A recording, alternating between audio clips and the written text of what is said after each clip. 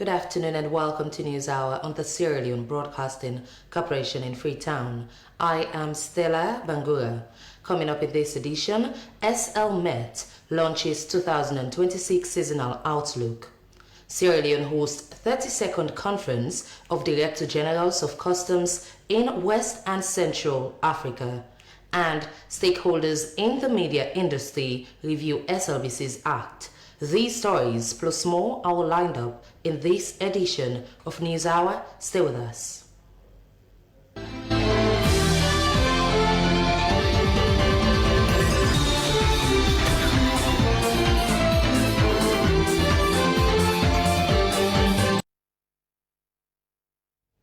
Welcome back. Now, the 2026 edition of the National Seasonal Outlook and Forecast with Agroclimatic Characteristics for Sierra Leone has been launched at the SL Met Forecasting Center, Tower Hill, Freetown. On a model based on 30-year averages in sea surface temperature and humidity data, SL Met has reported an ongoing dry spell and lower than average rainfall at the onset of the rain season. However, higher than average rainfall is predicted for the peak of the rain season in July, August, and September, known as the Jas period.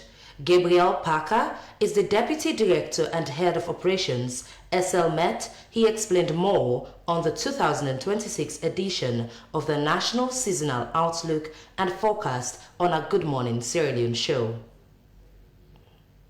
Every year, countries are supposed to issue out firstly, before it starts the rainy season, what we call the seasonal outlook. For Sierra Leone, we have two seasons, the rain and the dry season. Maybe before the dry season, we launch the dry seasonal outlook. Developed countries that have, of course, four seasons, they also provide theirs. So the idea first about the seasonal outlook is not for people to understand what are they expecting. And as you already stated in your intro, we use 30 years rainfall data sets, and with those rainfall data sets, we use tools that we call models. They have tools, and they will also use a weather station, because the inside the weather station that gives us the data. In fact, it's good for the citizens to know that in Sierra Leone currently, we have up to 78 automatic weather stations across the country. When I joined 16 years ago, we only had 2 weather stations, and it was at the airport and one was at market before they were destroyed. So this at it. What we did for Seasonal Outlook, we used data from 1995 to 2025. But firstly, we trained the data from 1995 to 2024. You just train them algorithm to see if they can predict 2025 properly, because already you have data of 2025.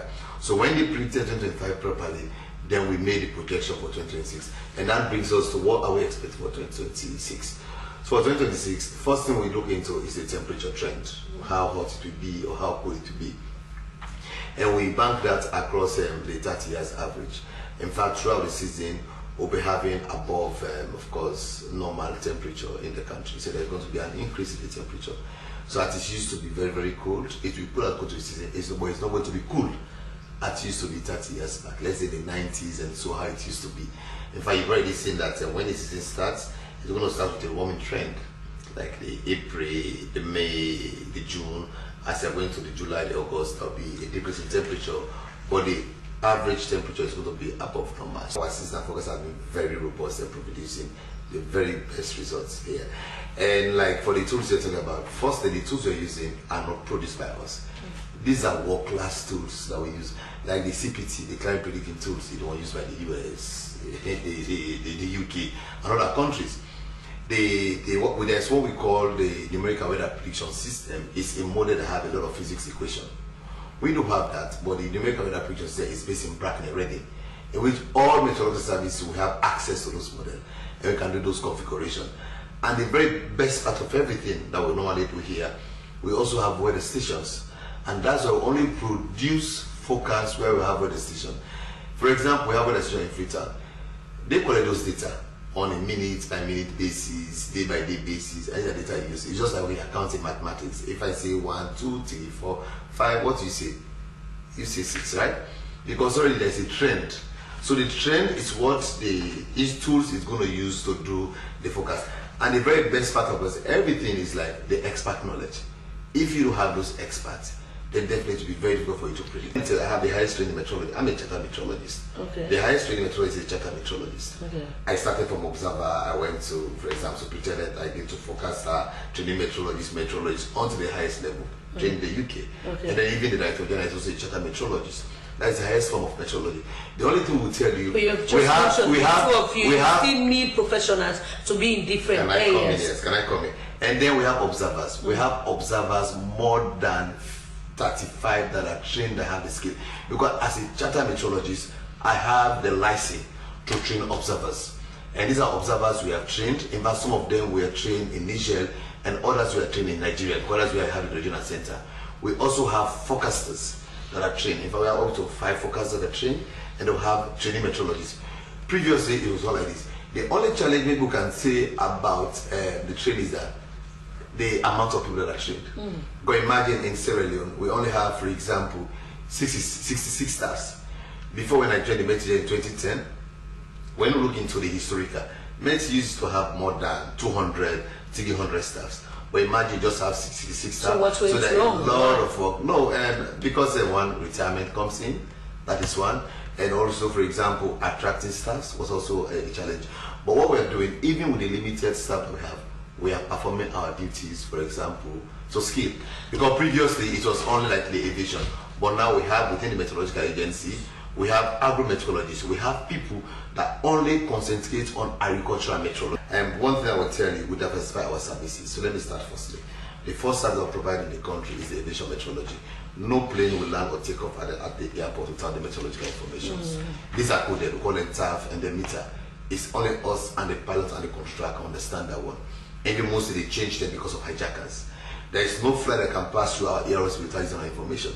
So whatever way we produce them, we give it to them, and then they can use it. That is just one aspect. In fact, we have staff at the airport. They are more. In fact, they are taking up to 40% of our staff strength. The idea that work on a 24-hour basis. The other aspect that we have at the meteorological agency is the marine meteorology, in which we have staff that are trained in marine meteorology. My first training was in marine meteorology, in which currently what we are doing, we are only concentrating on the tides, the complexion of the sea. On a daily basis, we have our Facebook page, we have even the SMS, of course, website, and we're sending to WhatsApp group. There's the WhatsApp group, in which every day we divide them into segments, 3 segments for the day.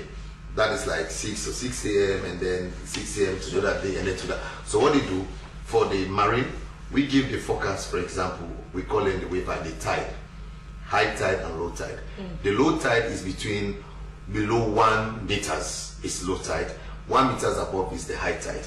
We also give them, for example, the wind speed. Because the wind speed and the direction can drift the boats. Of course, they're on sea, you understand? And they also give them visibility. Visibility, that is, if you're on the sea, how far can you see? But there have been a time where we've been in courts, we've been invited when we have, for example, a clash on this ocean. People tell them, okay, we have this accident, someone lost their lives because of weather event, we've had those information. So we are giving this information on a daily basis. In fact, we even train the maritime administration for them to understand our forecast. We even have their focal points. They even have the VHF, like the walkie-talkie thing, that we normally communicate with. The only thing that is missing in the marine aspect that we are yet to do or want to do is, for example, when it comes to the shipping industry. Because by right, as part of the standard operating procedure, any ship that enter the territory of the Met of a country need to use the Met information, and that's what we're working to go on. And then another aspect is the agrometeorology, in which we provide forecasts to farmers. And I will tell you, like every Monday, we give them 7 days forecast. That is like data that are relevant to the planting calendars. We give them, even this year, the seasonal outlook. We even provide them, went ahead to give them the duration for the planting season, when do they think they could harvest, and all of this information. And then we have the hydrometeorology. The hydrometeorology department is where we look into the rainfall and then the flooding. You've seen last year where we issued out an alert to the public. So I will tell you, we are not just waiting for a seasonal outlook. The seasonal outlook is just one arm of the Met agency before it's out of the season. Let's people understand what they're expecting. As we go into the season, every day we are giving a daily weather forecast, giving 7 days forecast, and then there's any disaster, we issue an alert to the public. There is this global model that most countries use, that from the UN you have access to. But some countries, they go ahead beyond that, and then they develop just a homegrown model for themselves, configure it for themselves, you understand, because of their expertise. And for us now, if I want to help us, like last year, we developed a machine learning model and AI tool for doing the weather forecast. Even trying to test using animal, because with the machine learning, you know your Python algorithm, hence you have your data set. It's simple programming language that can push through. So for us, it's just like an augmenting. Like imagine for the Met Agency in Sierra Leone. Now we are using more than 5 models.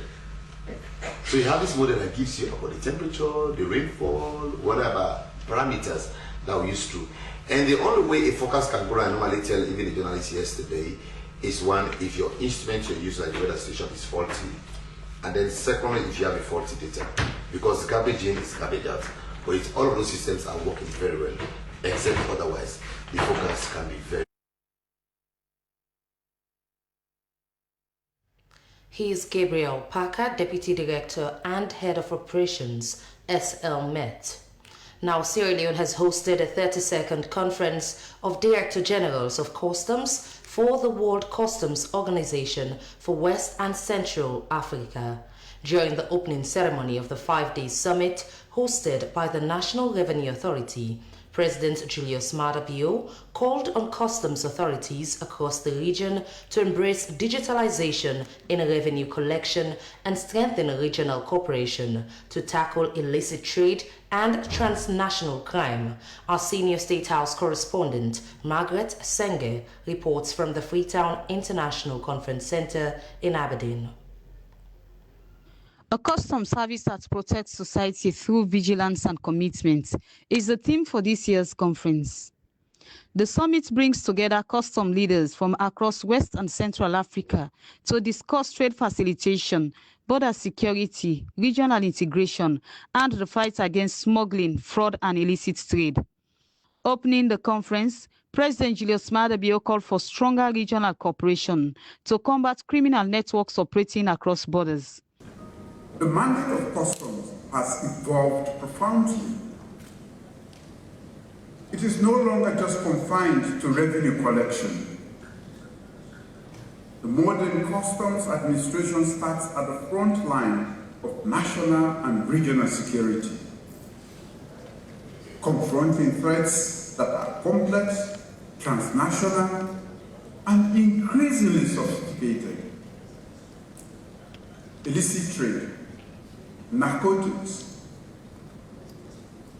arms trade, counterfeit medicines, environmental crime, terrorism, and smuggling of endangered species are present realities right across West and Central Africa. He urged custom administrators to adopt modern digital systems to improve efficiency, transparency, and revenue collection. Digital transformation is no longer an aspiration. It is an urgent necessity. Where custom administration embraces technology, the gates are clear. Where they do not, the gaps are crystal clear to all of us, and we see them daily. Automation, electronic single window, digital payment, non-intrusive inspection, cargo tracking, and advanced analytics are no longer optional. They are essential to our effective functioning. These tools reduce delays, limit corruption, improve compliance, and enhance our operational efficiency. I therefore call on all countries in our region to accelerate the implementation of electronic systems. Ladies and gentlemen, it is now my honor and privilege to declare open the 32nd Conference of Directors General of Customs of West and Central Africa region. I wish you fruitful deliberation, and may God bless us all. Commissioner General of the National Revenue Authority, Geneba Bangura, used the platform to highlight Sierra Leone's customs reforms, including the introduction of digital systems and transparency measures aimed at boosting domestic revenue mobilization. She said hosting the summit demonstrates Sierra Leone's commitment to regional integration, stronger border security, and the advancement of modern custom administration. This conference provides a platform to exchange best practices, discuss emerging risks, including smuggling, fraud, dangerous drugs, and security threat. And also, it gives us an opportunity to explore innovative solutions such as digitalization and data exchange. This year's theme, which reads, "A customs that protects society through its vigilance and commitment," is no more and very important and is in place. Secretary General of the World Customs Organization, Ian Sanders, emphasized that weak border controls and revenue losses continues to expose economies in the regions to serious security threats. The depth of these challenges is such that they require a shared commitment and collective response. Considering the changing trade landscape, particularly with its more complex supply chains, the ever-present danger of illicit action within the trading system, and the efforts on the continent to integrate its markets in an unprecedented way, customs work in managing cross-border movements requires an informed and networked approach. It calls for precision in customs determinations, the active cooperation of law enforcement agencies and regulators with authorities to set cross-border requirements, and the use of technology alongside skilled staff. He reaffirmed the WCO's commitments to supporting member states through training, technical assistance, and global standards to strengthen customs operations. Minister of Finance, Sheku Fantamadi Bangura, stressed the need for stronger economic security policies. He said effective trade policies are essential to protect local industries while ensuring compliance and sustainable economic growth. The conference is expected to continue with high-level discussions aimed at developing smarter, more connected customs systems across the region. For SLBC News, Margaret Senge reporting.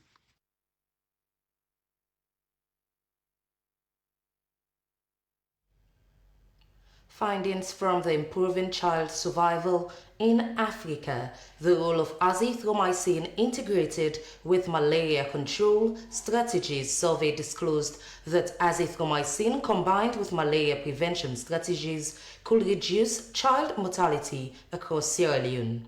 This disclosure was made during a high-level session on the ICARIA trial study involving the University of Sierra Leone and the Ministry of Health. Esther Sacco witnessed the session at the Radisson Blu Hotel in Freetown and now reports. The Improving Child Survival in Africa, the role of azithromycin integrated with malaria control strategies, was a clinical trial said to have been carried out to ascertain whether azithromycin combined with malaria prevention strategies could reduce child mortality in Africa, especially Sierra Leone. It was disclosed that over 20,000 children participated in this major 6-year study launched in 2021, leveraging Sierra Leone's expanded program on immunization platform to administer azithromycin, a widely used antibiotic alongside Fansidar for malaria treatment.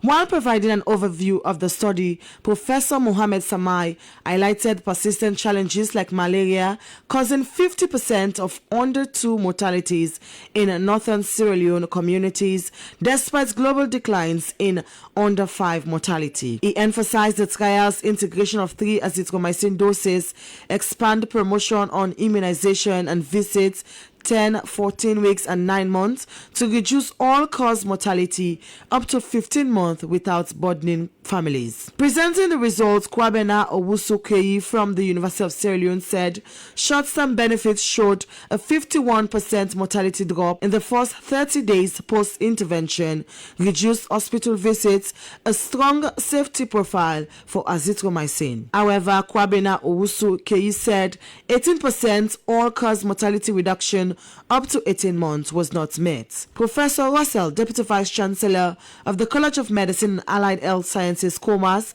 praised the trial as a model of collaborative research uniting national leadership, academic excellence, and global partners like IS Global. They also demonstrated that high-quality clinical research can be successfully conducted in Sierra Leone at an international standard.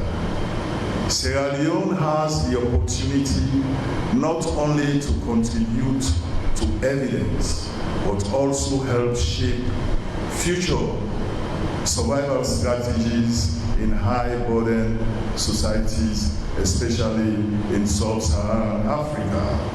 Speakers urged collaboration to translate findings into policy, building on related trials like Multiply, which supported expanded SP from 3 to 6 doses, now adopted by the ministry. The session marked a milestone in Sierra Leone's capacity for world-class research amid COVID-19. World-class research among COVID-era challenges, fostering optimism for integrated interventions to curb child mortality. SLBC News, Esther Sako reporting.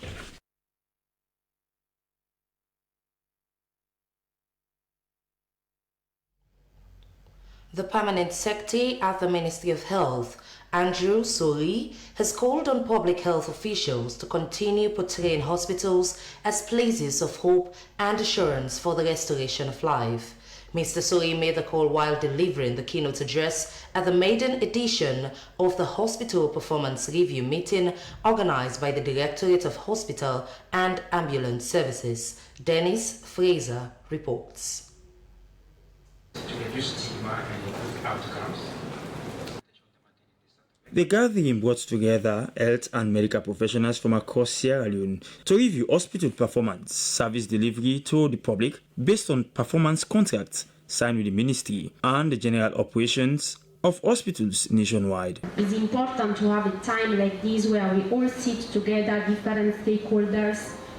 We hear what we have been doing together, and it's important also for us partners to become aware that our contribution, our support is a drop, but is part of a bigger network and a bigger plan. As nurses and midwives, we are going to embark on continuous professional development. We are going to tag that to our promotions, and we are going to make sure that colleagues are also involved in making sure they build their capacity. Addressing participants, the head of the Directorate for the Musa said the annual review meeting held under the theme Accelerating Action Towards 000 Strengthening Hospital Systems for Improved Maternal and Child Health Outcomes provided an important platform to discuss achievements and challenges in hospital care management.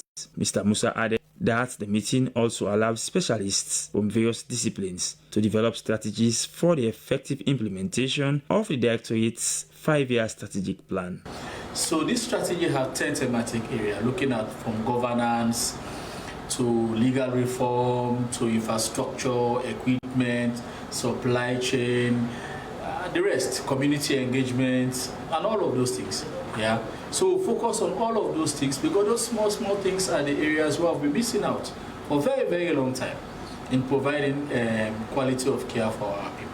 The presentations by hospital medical superintendents highlighted key achievements recorded during the 2024-2025 review period, including increases in hospital admissions, uninterrupted delivery of vital health care services, and ongoing efforts to significantly reduce maternal and child deaths across the country. The medical superintendents reaffirmed their commitment to making health care accessible to all through a stronger and more effective healthcare performance system. In his keynote address, Mr. Suri commended the progress made within the health sector and urged public health officials to take prompt and decisive actions to sustain effective service delivery in hospitals nationwide. We must demonstrate leadership. But just hold in mind the symbolism of a hospital, the place where people go to get their lives back. Continue to present that image in all of what you do. Present that image. So your hospital should look like a place to give life. Stakeholders at the meeting also pledged their commitment to strengthen evidence-based practices and enhancing collaboration with partners in order to provide efficient, accountable, and quality healthcare services to the nation.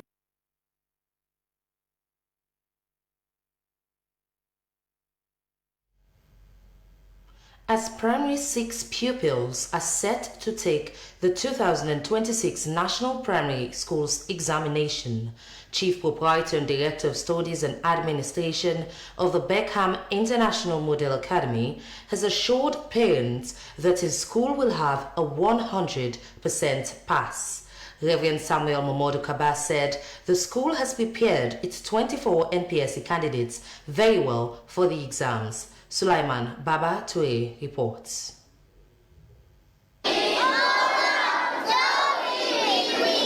Situated at the hilltop, southridge of Hill Station, Freetown, the Beckham International Model Academy, according to its chief proprietor, Reverend Samuel Momodu Kaba, has been performing very well in public examinations. Reverend Samuel Momodu Kaba said, in the 2025 NPSE, the school's best pupil, Alimatu Jabi, scored aggregate 322. He therefore assured parents that the school would have a 100% passes again this 2026 NPSE. For the past years, our last candidates will have something like a 255.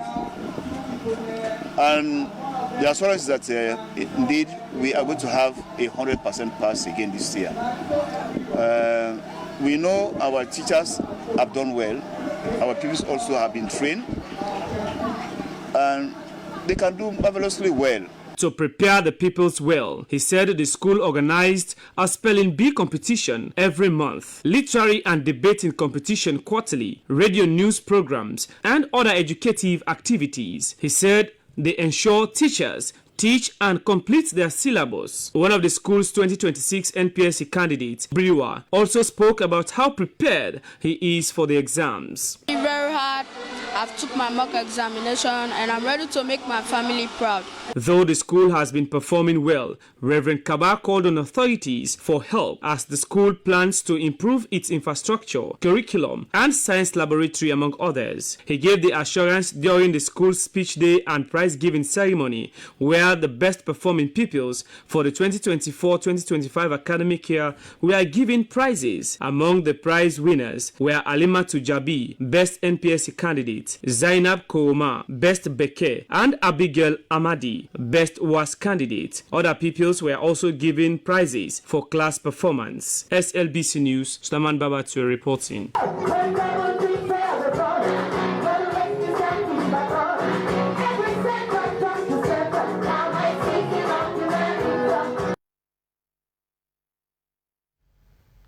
The security sector, through the Office of National Security, has in a press release taken note of recent media reports about a cocaine seizure by Spanish police involving a vessel registered in the Comoros Islands, which reportedly departed Freetown on 22nd April 2026 before it was intercepted en route to the Mediterranean.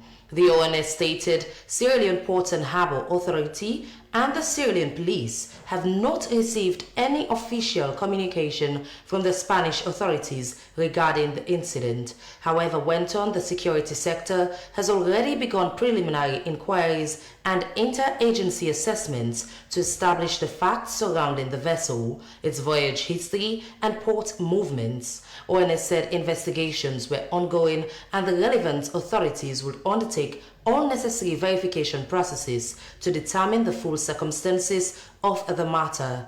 The security sector assured the public and international partners that the matter was being treated seriously and professionally. ONS called on anyone with credible information relating to the matter to contact the head of the Criminal Investigation Department. Now, Fisher folks at Tambakula Wharf celebrated the handover of the Echo Wave Fish Market Center, Sierra Leone's first modern facility in the Aberdeen Wharf community. The project, implemented by Gold Sierra Leone and partners, seek to end decades of exposure to harsh weather and boost incomes through new processing and storage options. Esther Sacco witnessed the handing over and now reports. Before now, fisherwomen endured grueling conditions, toiling under relentless rain and scorching sun without proper shelter, leading to post-harvest losses and undignified working environments. Today, their chairs fill the air at the Echo Wave Fishing Market Center. The first dedicated facility in Aberdeen Wharf community opened its doors, handing hundreds of women tools for dignity, higher earning and safer days. For decades, fisherwomen like Adama Bangura Cheerlady of Tambakula Wharf braved scorching sun and pounding rain just to sell their catch, often watching profits spoil before buyers arrived. She declared an end to their suffering, noting the facility adds value to their trade. They suffer under rain, under sun.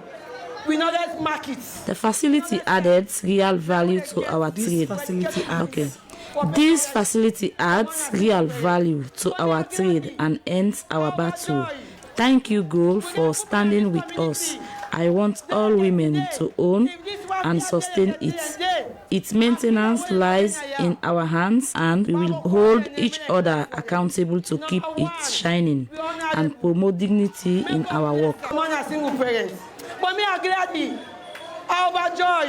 The climate smart design solar powered renewable energy market has over 40 stalls reserved for women and fisher groups, solar powered freezers, slashing post-harvest losses, processing areas for value added sales, clean water sanitation, solar lighting for evening safety, protecting both livelihood and Sierra Leone's coast. Asma Jallo, Assistant Programs Manager, Gold Sierra Leone, highlighted the impacts of the Blue Economy project in many fishing communities, stating it promotes community ownership to the project and also training for fisher folks. Sierra Leone Country Director James Riak praised the community's resilience, noting the market aligns perfectly with national goals. He called the project a life-changing support, enabling fisher women to earn with dignity, young traders to build future confidently, and communities to thrive with hope. The project is built on a promise to protect what sustains us. Through climate smart design and renewable energy, we are choosing a path with development and environmental protection that go hand in hand. Deputy Minister of Planning and Economic Development tied the project to the medium-term National Development Plan, stating it enhances quality of life and incomes as the crave for more investments in the blue economy. It called for sustainability so as to grow livelihood and standards for years. The newly constructed Echo Wave Fish Market offers a cleaner, safer, and more efficient working environment for the entire fish supply chain from catch to consumption. SLBC News, Esther Sacco reporting.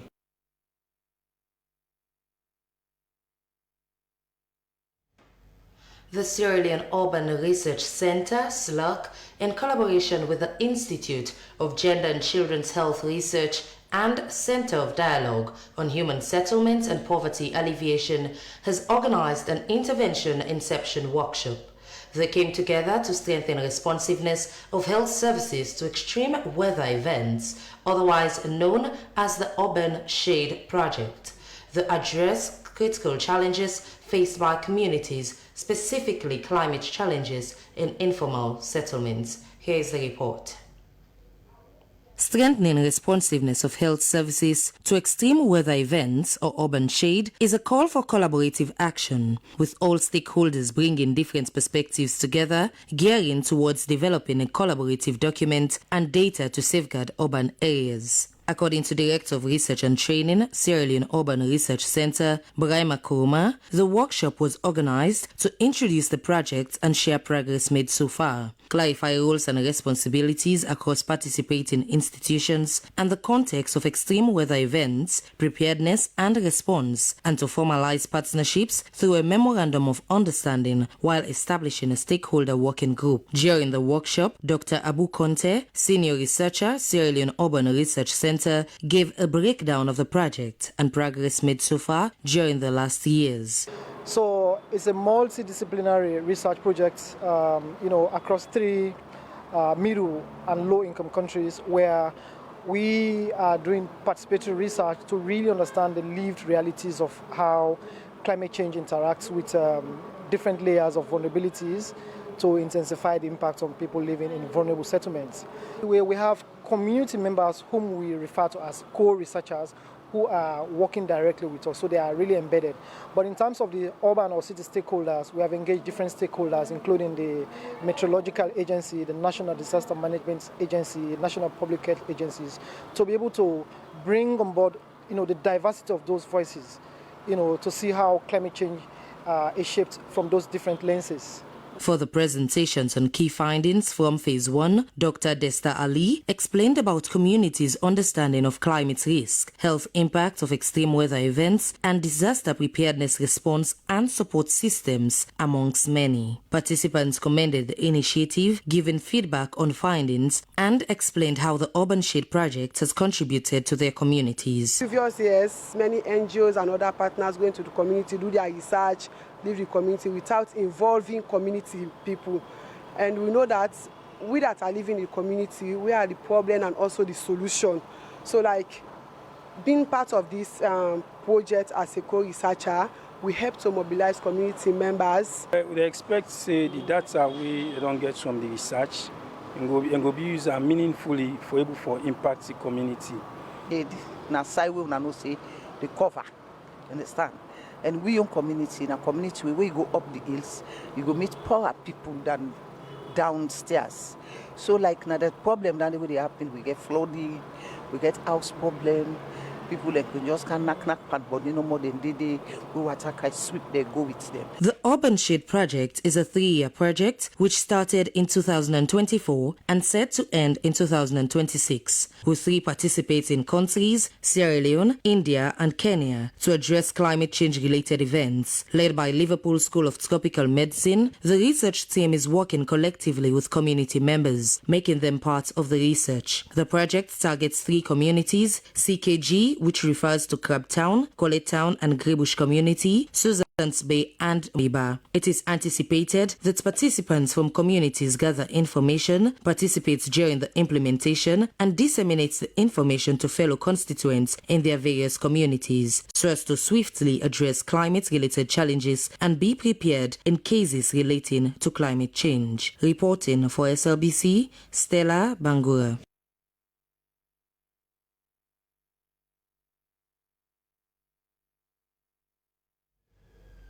Key stakeholders in Sierra Leone's media sector, including the SLBC Board, the Independent Media Commission, IMC, and the Sierra Leone Association of Journalists, large Paramount Chiefs, and the Attorney General's Office, have held engagements on a draft document aimed at reviewing the Sierra Leone Broadcasting Corporation Act. Moses Conte reports. The engagement, organized by the Media Reform Coordinating Group, MRCG, and partners, sought to identify critical gaps within the existing Act and build consensus on reforms needed to reposition SLBC as a truly independent public broadcaster. The current SLBC Act provides leadership and direction from the corporation, including the delivery of public interest media content and the development of long-term business plans. However, civil society groups and media stakeholders have repeatedly called for the reforms to strengthen transparency, accountability, and editorial independence within the institution. Presenting the draft recommendations, resource person James Tambalebi highlighted 6 key reforms areas proposed for inclusion in the new act. These include governance and representation reforms, focus on establishing an independent board selection process and a transparent appointment system for the Director General. The proposal also recommends the appointment of 2 Deputy Director Generals responsible for administration and editorial operation respectively. On funding and resource allocation, the draft proposed the establishment of Public Broadcasting Fund supported through fixed percentage contributions from institutions such as NACTA, NACIT, among others. The reforms also seek to strengthen editorial independence and public service mandates through the creation of Regional Advisory Board aimed at promoting decentralization and semi-autonomy for regional broadcasting operations. Stakeholders noted that the reform could pave way for a more independent and sustainable public broadcaster, free from excessive parliamentary control. Minister of Information and Civic Education Chernoba commended the initiative and pledged government support for the reform process, acknowledging existing challenges while describing the review as an important step toward long-term solutions. SLBC challenges. We need to overcome these challenges. These reforms lay the blueprint for us to do that, and we can do this together. The president of the Sierra Leone Association of Journalists, Alhaji Manika Kamara, emphasized that the reform process should not only focus on structural changes, but also prioritize the welfare of media practitioners. We are not only focusing on the structural reforms. For us, it's that we are also concerned about welfare reforms. So I will encourage everybody here to pay attention keenly to the areas of welfare. Because if we only focus on the structural reforms and forget about the welfare, the area of independence will be questioned. Chairperson of the Sierra Leone Broadcasting Corporation Board of Trustees, Dr. William James, described the engagement as timely and encouraged participants to approach the discussion with seriousness and commitment. The board, management and staff, we are happy that MRCG is coming to the conclusion of this whole process today.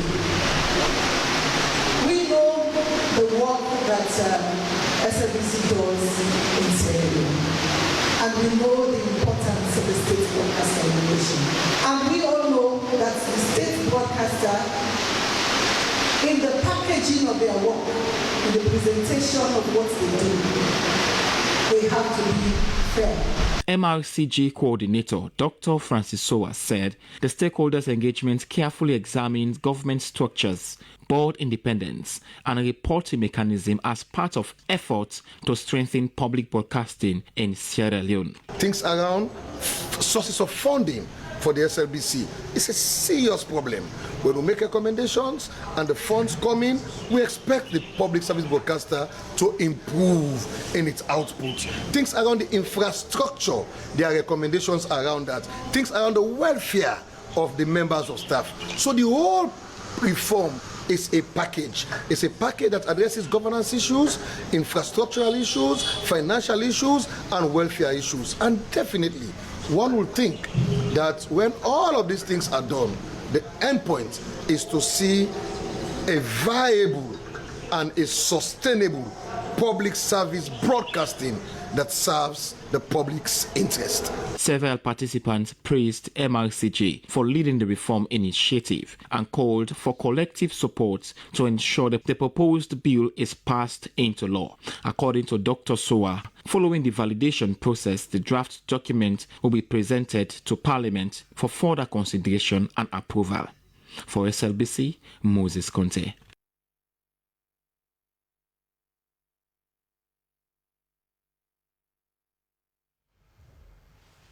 In another development, the leadership of the APC party, including some of their members of parliament, have met with President Julius Maada Bio at State House. The delegation was led by the acting national chairman, Ambassador Alhaji Usman Fodi Yansane.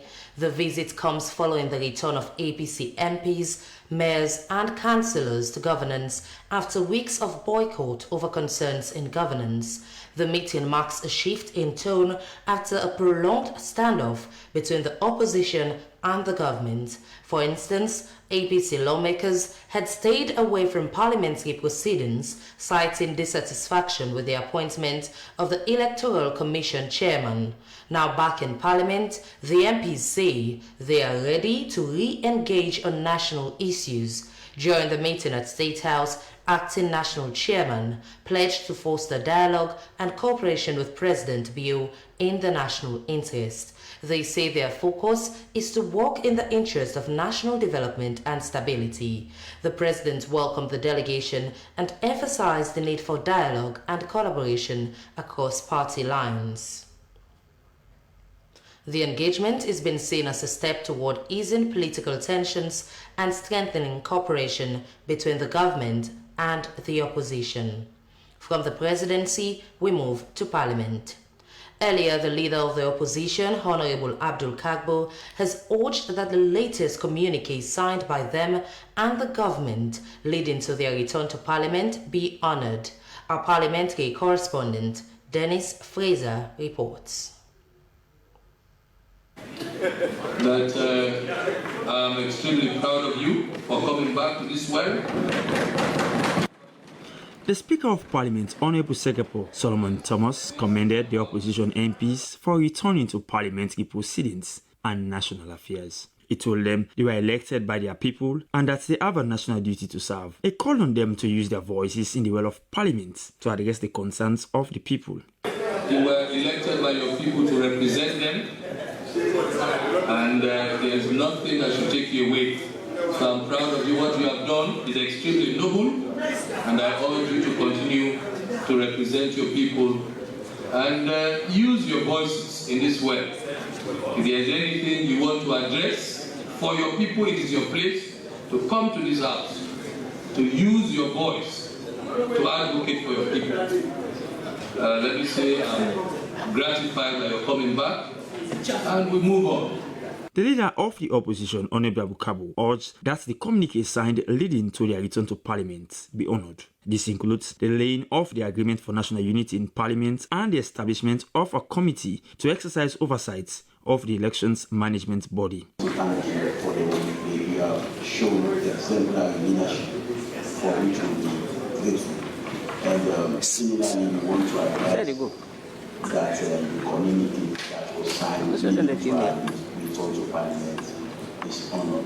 Speaker Thomas acknowledged his call and promised to meet with the leadership of Parliament on the issues as soon as the leaders on the government bench return from other international parliamentary duties. Meanwhile, lawmakers debated the Sierra Leone community-based mangrove conservation and restoration project, simple, equitable and revenue sharing agreement. According to the Minister of Environment, Jiro Abdullahi, the agreement provided for 40% of the top priority revenue in the targeted communities. He said the move was a mitigating action against climate change. Minister Abdullahi told lawmakers that he would ensure the full protection of the interests of communities involved. Our communities are being exposed to the effects of climate change, the rising sea levels. Our communities are seeing a reduction in the catch that they get of fish. Their very livelihoods are being affected negatively by the depletion of these mangroves.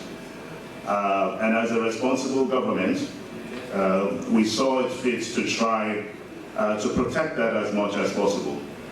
Although the agreement was not contentious and yielded support from both sides of the aisle, the question by Mr. Speaker to vote in favour or otherwise was put on hold and requested for better clarifications at a later date. SLBC, Dennis Fraser reporting.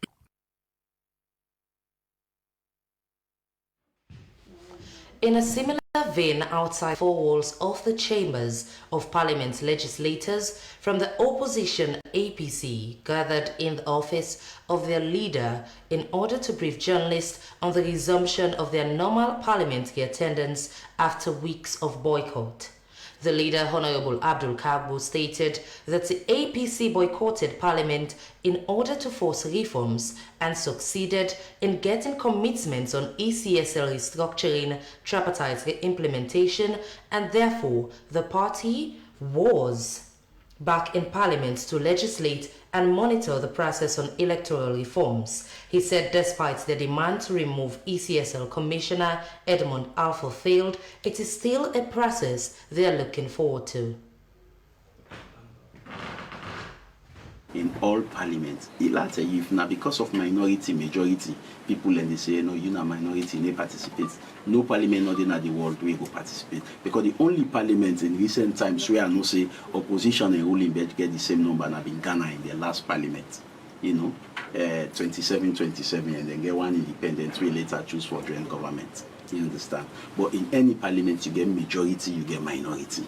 Minority can lose the votes, but it does not mean they're not for make them position clear. It does not mean they're not for get and say. It does not mean they're not, because for posterity's sake, when the country goes bad, you get who they the whole responsibility. It's not boycott because we feel for boycott. Of course, Sierra Leone is measured for every bad reason when it comes to transparent elections, when it comes to free and fair elections. Again, we will meet with the moral guarantors, because let's tell you about elections, the worst disservice you can give to the people of this country, now where you give them a result way different from waiting them vote. If the people them vote say, we want you for lead we, and at the end of the day, other person emerge as the winner, that's the worst disservice you can ever do to the people. So the people are very conscious of what happened in the past elections. You don't believe I mean, I've been counting officer. I was in the Tale Center, Napot Local, where they cover 3 districts in the northwest. We get Cambia, we get Karine, then we get Port Local. You know, we were in the middle of counting when they came with Cambia, the boxes from Cambia. We not even open one single box from Cambia. Then they read 60% of the stations. We contain 318 stations from Cambia, but we not even counter it. So the people are worried that they will not want to cast their vote, and at the end of the day, we not able to account for the votes where the people will cast. Various positions and various stands. We are an integral part of the Parliament of Sierra Leone. Remember, there are only 2 political parties in the Parliament of Sierra Leone. If one no the na monologue, then go they get. Then go they soliloquize. Then go they soliloquize.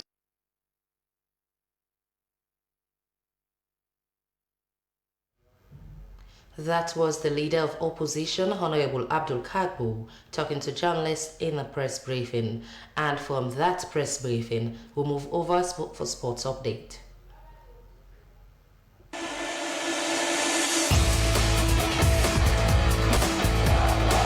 Time, like every other thing, will write the final script in every endeavor. Welcome to the sporting updates that keeps you in the know. And by the way, my name is Abdul Kabir. Now, Sierra Leonean wrestler Gabriel Dolphin has secured an important win in Egypt after an historic African Championship outing. Here is the update. The 2026 West African Wrestling Championship held in Egypt from the 27th of April to the 2nd of May 2026 featured notable under 17, under 20 and senior categories across the Roman freestyle and a blend of raw athleticism with a high-energy festival in Egypt. Gabriel secured a fascinating opening with a win against DR Congo, where his performance was beyond spectacle, where he established a structured and professional pathway for Sierra Leone's emerging wrestling talent. He also noted that his outing in Egypt was a springboard for the country and the very many young wrestlers who are aiming to meet and exceed their aspirations, and a positive platform where talent can truly shine at the end of the day. The championship delivered more than just a technical fight, but it was a comprehensive experience for Team Sierra Leone. In a unique twist, the president of the Sierra Leone Wrestling Association, Prince Wale, lauded the incredible performance of Gabriel and keeping the country's recognition at a peak between rounds. The resounding silver medal success of Gabriel in the 86th kg freestyle category at the 2026 African Championship in Egypt has now signaled a growing domestic appetite for organized large-scale wrestling fight by proving they can execute a professional outing in a challenging environment away from home, like with a new benchmark for the sport.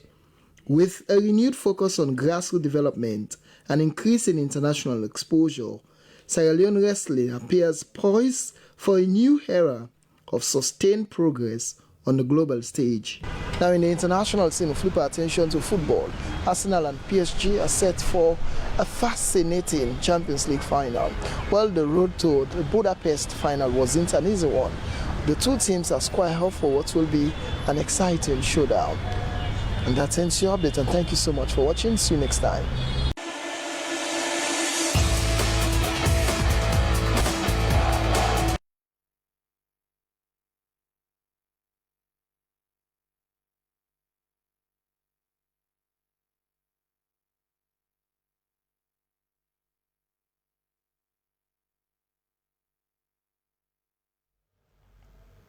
Many thanks to Abdul Kabir for that sport update. And now to end the news, the main points again. The 2026 edition of the National Seasonal Outlook and Forecast with Agroclimatic Characteristics for Sierra Leone has been launched, predicting higher than average rainfall within a shorter period for 2026. Sierra Leone has played host to the 32nd Conference of Directors General of Customs for the World Customs Organization, West and Central Africa. During the opening ceremony of the 5-day summit hosted by the National Revenue Authority, President Julius Maada Bio called on them to embrace digitalization in revenue collection, among other things. And key players in Sierra Leone's media sector, including the Independent Media Commission, the Sierra Leone Association of Journalists, the SLBC Board, Paramount Chiefs, and the Attorney General's Office, have met to make inputs into a draft document aimed at reviewing the SLBC's Act of 2009. The engagement sought to identify critical gaps within the existing Act and build consensus on reforms needed to reposition SLBC as a truly independent public broadcaster. And that is how we wrap up Newshour from the Sierra Leone Broadcasting Corporation in Freetown. I have been your anchor, Stella Bangura. Stay tuned.